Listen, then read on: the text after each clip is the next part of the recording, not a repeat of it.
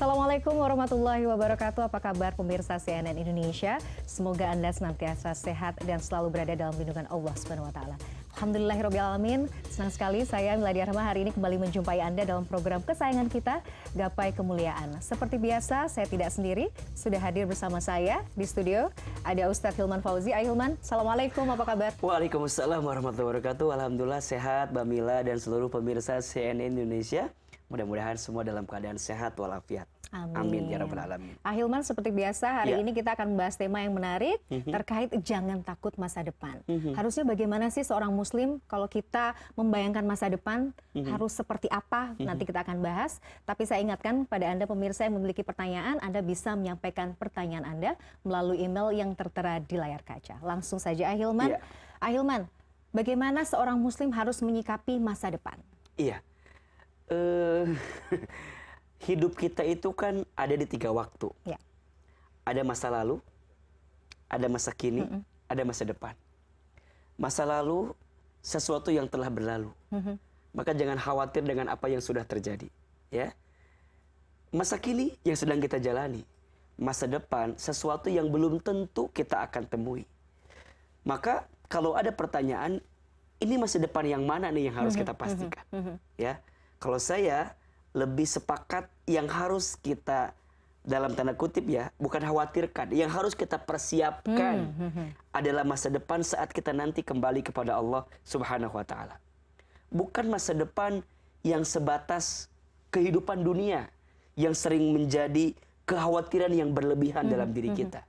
Iya, karena terlalu khawatir juga pada akhirnya tidak menjadikan kita bisa mensyukuri dan menikmati apa yang sedang kita jalani hari ini. Karena kita terlalu terbebani dengan apa yang belum tentu terjadi. Maka sebaiknya kalau kita bicara masa depan, berarti bicara bagaimana kehidupan kita pasca kehidupan dunia ini.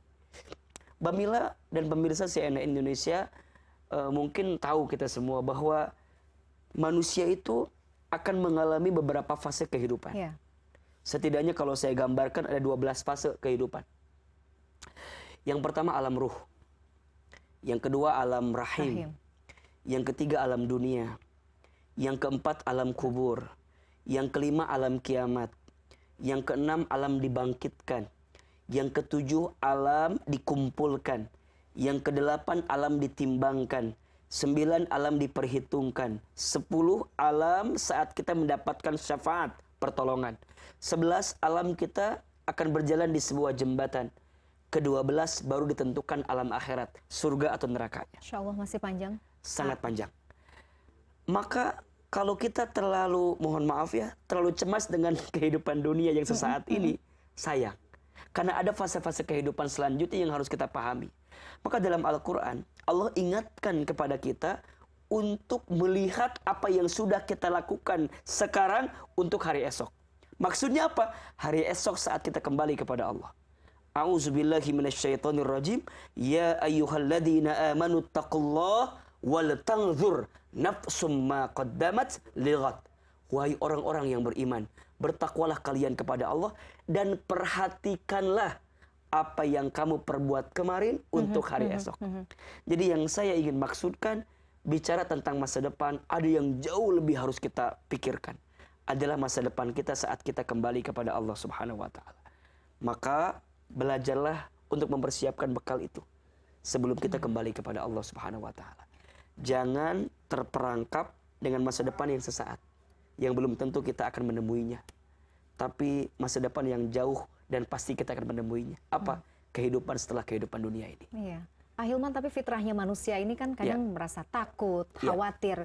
Dan seringkali kita juga diliputi rasa was-was. Nah, kalau sudah begitu, harus bagaimana kita bersikap? Iya. Segera kita harus melembutkan hati, lebih tenang, dan memastikan apa yang menjadi tujuan kehidupan kita. Orang itu banyak mengkhawatirkan sesuatu karena boleh jadi dia tidak memahami bahwa ada tujuan yang lebih besar daripada kehidupan ini. Sepakat. Iya kan? Kadang ada sesuatu yang besar itu bisa terlupakan karena kita memikirkan sesuatu yang kecil, yang boleh jadi itu hanya bumbu dalam kehidupan kita. Kita berpikir besok ya seperti apa, nanti seperti apa. Belum tentu kehidupan kita pun sampai ke waktu itu gitu. maka lebih baik kita mengumpulkan bekal di saat ini, ya. Karena saya percaya apa yang sedang kita lakukan saat ini akan mempengaruhi apa yang akan ada di waktu yang akan datang gitu. Makanya ada istilah apa ya, akan indah pada waktunya gitu ya. Itu hanya berlaku untuk mereka yang berusaha gitu. Itu hanya berlaku bagi mereka yang berikhtiar. Ya. Berharap itu boleh, yang tidak boleh angan-angan. Apa bedanya antara berharap dengan berangan-angan? Beda. Kalau berharap itu dia punya keinginan tapi disertai dengan usaha. Tapi kalau berangan-angan namanya tamanni gitu ya. Dia punya mimpi, punya harapan tapi tak disertai dengan usahanya. Itu enggak bisa. Maka boleh kita mempersiapkan masa depan dengan cara apa? Ya dengan cara menghadirkan kebaikan saat ini. Jangan cemas dengan masa depan tanpa kita sertai dengan kegiatan kita di hari ini. Maka sibukkan saja dengan segala kebaikan-kebaikan yang bisa kita hadirkan. Biarkan nanti dengan caranya Allah akan berikan kebaikan untuk kita. Banyak orang yang cemas dengan masa depan sehingga tidak bisa menjalani hari ini. Padahal masa depanmu tergantung bagaimana hari ini yang kau jalankan. Maka ada sesuatu yang masuk ranah jangkauan kita. Ada sesuatu yang tidak harus kita pikirkan terlalu mendalam. Biarkan masa depan itu menjadi ketentuan Allah Subhanahu wa taala. Tugas kita adalah memberikan yang terbaik. Berikhtiar yang terbaik, usaha yang terbaik. Maka yakinlah wa alaisa lil insani illa masa'a. Allah selalu memberi kepada seorang hamba sesuai dengan apa yang diusahakannya. Maka tugas kita bukan menentukan hasil. Kita itu hanyalah berikhtiar. Hasilnya tentu Allah yang lebih tahu mana yang terbaik untuk kita. So, jangan terlalu khawatir dengan masa depan. Jangan khawatir masa depan. Ahilman, Ya. ada fenomena misalnya begini ya, apalagi hidup di kota besar seperti Jakarta yang tuntutannya begitu tinggi. Orang kerja mati-matian dari pagi pulang malam, kadang lupa waktu, meninggalkan keluarga dan lain sebagainya gitu. Untuk mengejar materi semata, karena takut nggak punya tabungan, takut miskin, takut nggak bisa membiayai sekolah anak yang harganya mungkin biayanya luar biasa. Banyak sekali hal-hal yang sifatnya memang lebih ke arah dunia, materi gitu. Nah, ini kan sebenarnya perlu diubah ya mindsetnya dan perlu dilatih gitu. Seperti apa ya? Iya. Di dalam Quran surat Al-Qasas ayat 77 Allah menggambarkan kepada kita prinsip hidup agar kita bisa menemukan kebahagiaan. Apa di antaranya? A'udzubillahi minasyaitonirrajim. Wabtaghi fima atakallahu darul akhirah. Yang pertama, kejarlah keutamaan akhirat. Jadi saat kita bekerja di dunia, berikhtiar di dunia, berusaha di dunia, ini wasilah. Tujuannya apa? Mendapatkan keutamaan dari Allah Subhanahu wa taala. Maka kita yang bekerja jangan hanya niat untuk mendapatkan, mohon maaf ya, salary setiap bulan, gaji setiap bulan. Terlalu kecil jika itu yang menjadi patokannya. Kenapa? Karena ada pahala yang lebih besar dari Allah untuk kita yang bekerja. Apa? Bekerja itu amal soleh. Setiap langkahnya menghapuskan dosa. Masya Allah. Setiap kita bekerja, jika lelah di saat itu jadi jihad fisabilillah. Ketika ajal menjemput saat kita bekerja, kita wafat dalam keadaan syahid di jalan Allah. Jadi besar sekali. Maka pastikan kita bekerja dalam urusan dunia ini untuk mendapatkan keutamaan Allah Subhanahu wa taala. Yang kedua, wala tansa nasibaka minad dunya, dan jangan lupakan urusan dunia. Jadi poinnya yang harus dikejar tuh akhiratnya. Dunia mah ya jangan lupa aja gitu. Jadi kalau dapat alhamdulillah, kalau nggak dapat ya jangan kemudian jadi stres dan gelisah. Karena mohon maaf ya, seandainya dunia diberikan kepadamu semuanya, sampai engkau belum dikubur engkau tidak akan pernah merasa cukup. Capek ngejarnya. Apalagi kalau ada penyakitnya, apa? Bandingin sama orang lain, nggak akan pernah ketemu. Maka nanti yang ketiga apa? Berbuat baiklah kepada siapapun, sebagaimana Allah berbuat baik kepada kamu sekalian. Wa ahsin kama ahsanallahu ilaika. Baru yang keempat, wala tabghil fasada fil ard, dan janganlah membuat kerusakan di muka bumi.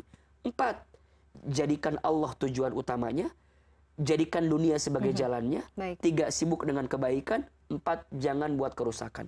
Insya Allah engkau tidak akan pernah menemukan kesulitan. Pasti akan mendapatkan kebahagiaan. Amin. Semoga Allah senantiasa memberikan ketenangan dalam hati ya. Amin. Jadi tidak ada rasa takut-takut lagi gitu. Amin. Kita akan masih bahas tema kita hari ini. Pemirsa jangan kemana-mana. Gapai Kemuliaan akan kembali sesaat lagi.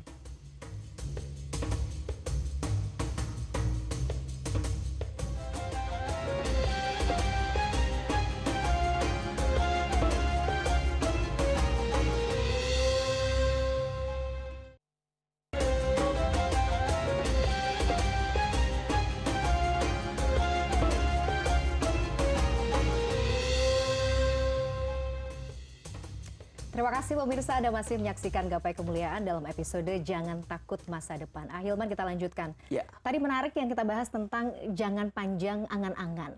Kenapa sih memang kita nggak boleh berangan-angan terlalu panjang? Apakah itu justru akan memberatkan ya pikiran kita begitu ya? Iya, jadi ada perkataan yang menarik. Yang aku khawatirkan dari manusia adalah memperturutkan hawa nafsu dan panjang angan-angan. Memperturutkan hawa nafsu akan membuatmu jauh dari kebenaran. Kita ini kalau udah kepengen, kadang-kadang bisa menghalalkan segala cara. Ya enggak? Yang haram diambil, ya. Yang enggak boleh diambil. Zolim sama orang dilakukan, hawa nafsu. Dan yang kedua, panjang angan-angan. Panjang angan-angan akan mengantarkanmu lupa dengan akhirat. Karena yang ada dalam bayanganmu itu adalah dunia, sehingga menghambat dirimu, mempersempit dirimu untuk menemukan kebenaran dan kebaikan. Maka hati-hati dengan angan-angan. Ya, sesuatu yang tidak disertai usaha itu kan bahaya itu. Yeah. Nanti ya kalau nyampe kita akan mengantarkan kesombongan. Ini gara-gara kita, ini hasil usaha kita, kan gitu. Kalau nggak nyampe, putus asa. Bisa depresi lagi. Bisa depresi, bisa frustasi. Maka pentingnya melibatkan Allah dalam setiap yang kita jalankan. Ketika kita sukses, tidak akan membuat kita sombong. Hadza min fadli Rabbi. Ini adalah keutamaan dari Allah. Dan jika kita gagal, kita nggak akan putus asa. Kenapa? Karena di setiap kegagalan, ada kebaikan yang sedang Allah siapkan. Boleh jadi kegagalanmu pada satu hal itu adalah cara Allah menyelamatkanmu, dan Allah sedang membungkus sesuatu yang lebih baik daripada apa yang kamu gagal mendapatkannya. Nah, tapi kalau panjang angan-angan, kita terlalu khawatir, kita dia akan stres dibuatnya. Dua tuh, udah mas stres sebelumnya, stres juga hasilnya, jadi nggak dapat apa-apa. Maka belajarlah melibatkan Allah di dalamnya. Maka penting niat, penting proses yang baik, pentingnya tawakal, ya. Ya, kita bersandar kepada Allah dari apa yang kita hadirkan. Maka hati-hati dengan panjang angan-angan. Karena ketika engkau berharap tanpa disertai usaha, itu namanya angan-angan. Engkau hanya akan disibukkan dengan angan-angannya, tapi engkau lupa dengan usahanya. Padahal Allah sangat melihat apa yang kita usahakan. Ahilman, ini menarik. Tadi Ahilman sempat sampaikan bahwa sebenarnya sejatinya yang harus kita khawatirkan adalah masa depan kita di akhirat. Iya. Jadi itu yang mempengaruhi bagaimana kita harus bersikap saat ini di dunia ya. Betul. Jadi bolehkah sebenarnya kita merasa takut karena kita belum aman di akhirat? Justru kita sibuk dengan amal soleh itu kan sesuatu yang baik ya sebenarnya. Iya. Dunia ini tempat menanam. Akhirat itu adalah tempat panen. Maka apa yang kita lakukan di dunia ini adalah tanaman yang kita berharap akan mendapatkan panen yang baik ketika nanti di akhirat. Maka selama di dunia, tanamlah setiap kebaikan. Karena setiap kebaikan itu akan mengantarkan hasil kebaikan pula. Kalau sekarang pertanyaannya, apa bekal yang harus kita siapkan? Amal. Karena nanti yang akan datang membersamai kita adalah amal kita. Ya, apa di antaranya? Kita bisa merujuk satu hadis misalnya yang sangat masyhur. Idza mata ibnu Adam inqata'a amaluhu illa min thalathin. Ketika manusia meninggal terputus semua amalnya kecuali 3 perkara. Yang pertama, shadaqatin jariyatin, sedekah jariah. Apa itu sedekah jariah?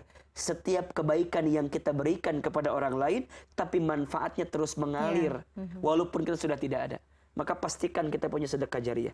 Yang kedua, awa ilmin yuntafa'u bih, ilmu yang kita manfaatkan. Dan yang ketiga, waladin solihin yad'ulah, anak soleh yang mendoakan. Kita punya sahabat baik, punya teman baik yang saling mendoakan di antara kita. Siapkan dari sekarang. Jadi, kalau tentang masa depan itu, lebih baik jangan terlalu dikhawatirkan, tapi jangan juga disepelekan. Kita harus menghadirkan persiapan. Maka satu kali kan ada seorang yang bertanya kepada Nabi tentang hari kiamat. Ya Rasulullah, mata sa'ah, kapan hari kiamat itu terjadi? Apa jawaban Nabi? Apa yang kamu Nabi persiapkan? tidak menjawab tentang kapan dan di mana dan seperti apa, tapi Nabi sampaikan apa persiapanmu ya untuk bertemu dengan hari kiamat itu. Sama dengan Mbak Mila pertanyaan ke saya pun juga jawab pertanyaan yang sama. Apa persiapan kita? Aduh, Masya Allah. Barangkali itu yang menjadi catatan penting untuk kita hari ini. Baik, kita yang harus mempersiapkan amal kita. Ya. Ahilman, seperti biasa ada pertanyaan dari netizen. Ya. Kita akan simak sama-sama yuk. Sampai di titik mana ya kita bisa mengatasi rasa kesabaran untuk menunggu rezeki itu datang? Karena kalau udah berusaha keras, tapi hasilnya masih yang gitu-gitu aja, apakah akan menjadi apa ya, hambatan ya? Apakah di tengah jalan banyak cobaan? Atau bagaimana Ustadz untuk mengatasi pemikiran yang tidak sabar mendapatkan sesuatu yang diinginkan? Itu saja. Terima kasih. Baik, Ahilman, ini pertanyaan Iya. dari Mas Heranov nih ya. Saya sih melihatnya ini soal ekspektasi ya.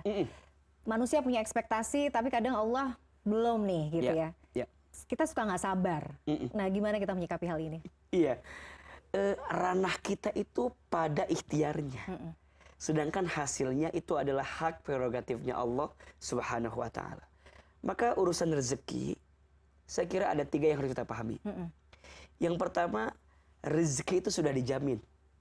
Ya, selama kita hidup, maka selama itulah Allah masih memberikan catatan rezeki untuk kita.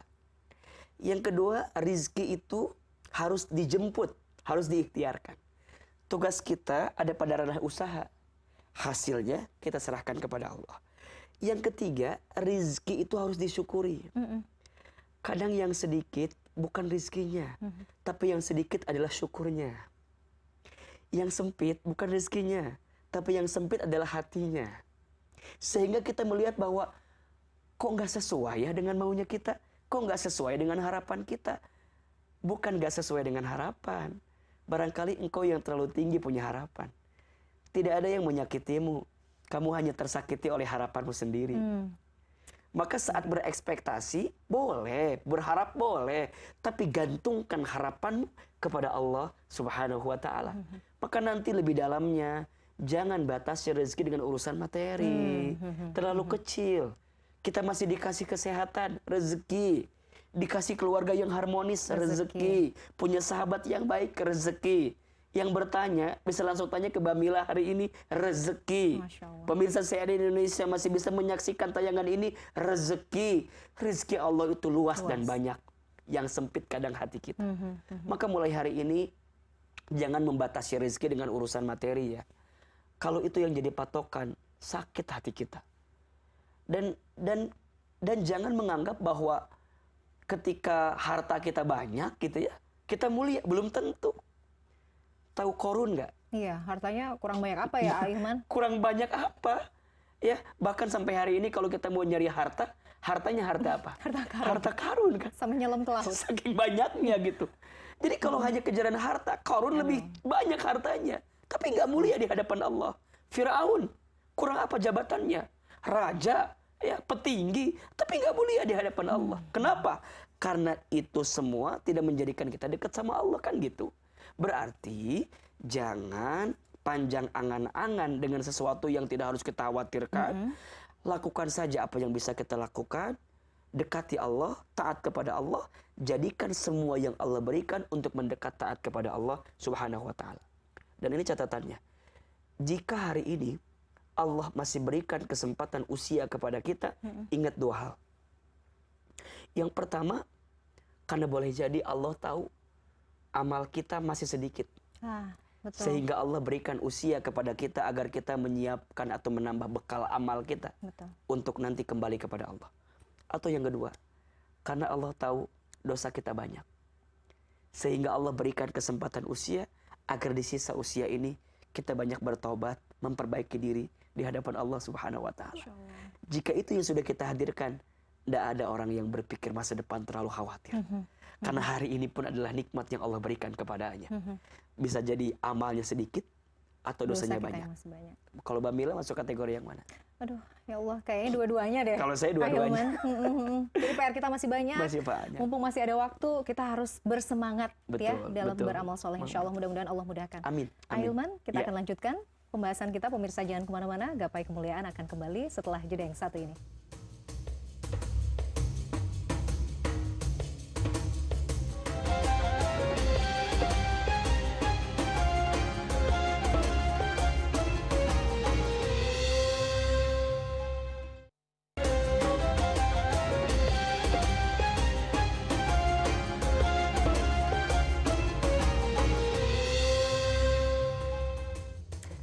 tibalah kita di penghujung program Gapai Kemuliaan. Bagi Anda yang memiliki pertanyaan, Anda dapat menyampaikan pertanyaan Anda melalui email yang tertera di layar kaca. Sebagai penutup, seperti biasa, Ustadz Hilman Fauzi akan menyampaikan kesimpulan dan doa penutup. Saya Meladia Rahma undur diri. Terima kasih atas kebersamaan Anda. Insya Allah kita akan berjumpa pada Gapai Kemuliaan berikutnya. Wabillahi taufiq wal hidayah. Wassalamualaikum warahmatullahi wabarakatuh. Pemirsa CNN Indonesia yang dicintai Allah Subhanahu wa ta'ala. Di dalam Al-Quran, Allah Subhanahu wa ta'ala mengingatkan kepada kita tentang berharganya sebuah waktu. A'udzubillahi minasyaitonirrajim. Wal 'asr. Innal insana lafi khusr. Illa alladzina amanu wa 'amilus solihati wa tawasaw bil haqq wa tawasaw bis sabr. Demi masa, demi waktu, sesungguhnya manusia berada dalam kerugian kecuali orang yang beriman, orang yang beramal soleh, orang yang sibuk dalam nasihat menasehati dengan kebaikan, dan orang yang saling menasehati dalam kesabaran. Maka saat kita menjalani hidup ini, belajarlah untuk menata hari, menata waktu yang ada dalam kebaikan dan perbaikan. Apa yang sudah berlalu, masa lalu kita, jangan terlalu kita khawatirkan berlebihan. Jika dulu kita pernah melakukan kesalahan, segera bertaubat, minta ampun kepada Allah. Masa depan yang akan kita temui atau kita jalani, jangan terlalu khawatir dengan masa depan. Kenapa? Karena boleh jadi kekhawatiran yang berlebihan menghambat kebaikan yang bisa kita hadirkan saat ini. Belajarlah untuk menyibukkan saat ini dengan banyak kebaikan di hadapan Allah Subhanahu wa ta'ala. Siapkan bekal amal, siapkan bekal ilmu, siapkan setiap kebaikan untuk menyongsong masa depan. Banyak orang yang khawatir dengan masa depan sehingga dia lupa untuk memaksimalkan setiap detak-detik masa kini yang Allah berikan kepada kita. Percayalah, apa yang Allah takdirkan untukmu tidak akan pernah pergi darimu. Oleh karena itu, tugas kita sebagai manusia adalah berikhtiar, berusaha, hasilnya kita serahkan kepada Allah Subhanahu wa ta'ala. Jika masa depan yang harus kita pikirkan adalah masa depan kita saat nanti kita kembali kepada Allah Subhanahu wa ta'ala. Dunia bukan tempat tinggal kita, tapi dunia tempat meninggal kita. Hidup bukan untuk hidup, tapi hidup untuk yang maha hidup. Mati bukan akhir kehidupan, justru mati itu adalah awal kehidupan yang sebenarnya. Semoga di sisa usia yang Allah berikan kepada kita, kita isi dengan banyak amal kebaikan yang bisa menjadi bekal saat kita nanti kembali kepada Allah Subhanahu wa ta'ala. Jangan terlalu cemas dengan masa depan, tapi pastikan persiapan-persiapan terbaik kita untuk menyongsong masa depan yang akan kita temui nanti. Mari di akhir acara ini kita angkat kedua telapak tangan. Kita berdoa kepada Allah. Semoga Allah lembutkan hati kita, Allah tenangkan perasaan kita, dan Allah bimbing hari-hari kita untuk mendapatkan kemuliaan dan kebahagiaan di waktu yang akan datang. A'udzubillahi minasyaitonirrajim. Bismillahirrahmanirrahim. Alhamdulillahi rabbil alamin. Allahumma salli ala sayyidina Muhammadin wa ala alihi wa sahbihi ajma'in. Duhai Allah yang maha pengasih lagi maha penyayang, ya Allah, tunjukkan kepada kami jalan terbaik untuk menjalani kehidupan kami, agar senantiasa berada di jalan-Mu, agar senantiasa berada dalam kebaikan di sisi-Mu ya Rabbal Alamin. Allahumma inna nas'aluka salamatan fid din wa afiyatan fil jasad wa ziyadatan fil ilmi wa barakatan fil rizqi wa taubatan qabla al-maut wa rahmatan 'indal maut wa maghfiratan ba'dal maut. Allahumma hawwin 'alaina fi sakaratil maut wan najata minan nar wal 'afwa indal hisab. Duhai Allah, selamatkan hidup kami di jalan agama-Mu. Limpahkan kepada kami rizki yang berkah, ilmu yang bermanfaat, yang bisa mengantarkan kemuliaan dan kebahagiaan untuk kami. Ya Allah, kami mohon kepadamu, ridhoi hidup kami, rahmati setiap kebaikan kami, hantarkan kami nanti ke dalam surga-Mu ya Allah. Allahumma inna nas'aluka ridhaka wal jannah wa na'udzubika min sakhatika wan nar. Masukkan kami ke dalam surgamu ya Allah, jauhkan kami dari siksa api neraka-Mu ya Allah, dan berikan kehidupan kami agar lebih baik daripada kehidupan kami yang sebelumnya. Rabbana atina fid dunya hasanah wa fil akhirati hasanah wa qina adzabannar. Subhana rabbika rabbil izzati amma yasifun, wassalamun alal mursalin, walhamdulillahi rabbil alamin. Amin ya rabbal alamin. Semoga Allah memberikan ketenangan kepada hati kita untuk menjalani hari-hari dalam kebaikan. Wabillahi taufiq wal hidayah. Wassalamualaikum warahmatullahi wabarakatuh.